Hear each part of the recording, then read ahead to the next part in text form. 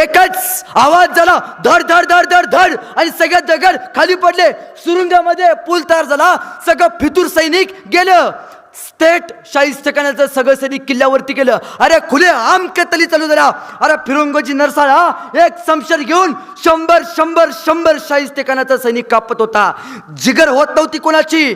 जिगर समोर जायची. अरे नुसता नजर वर करायचा, 4 पावलं मागं सरायचा तो.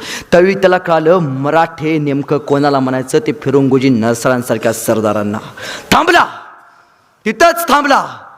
आणि शेवटी त्यानं सगळं सैनिक गडावरती बोलवून घेतलं आणि परत युद्ध चालू झालं.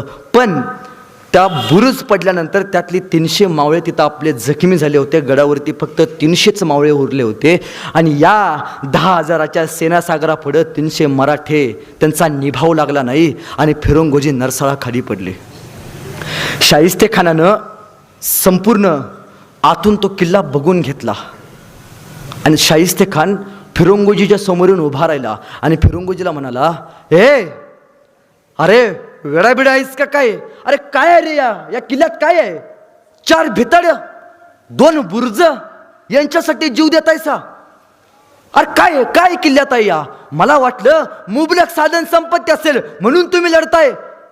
4 भिताड आणि 2 बुर्जासाठी लढताय.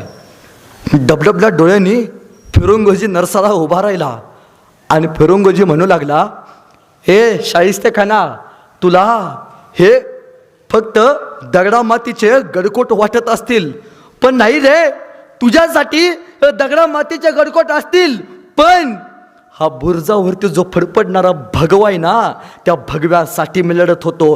त्या भगव्याला कायम असं फडत बघायची सवय आहे रे. त्या फडफडणाऱ्या भगव्यासाठी रक्ताचा श्वास करून लढत होतो.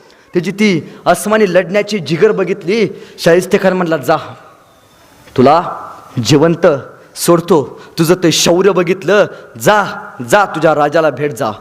डबडबला डोळ्यांनी फिरंगोजी नरसाळ्यानं बुर्जावरचा आपला तिरंगा, आपला महाराजांचा भगवा हातामध्ये घेतला आणि मेलेल्या सरदारांची प्रेत खांद्यावरती घेतली.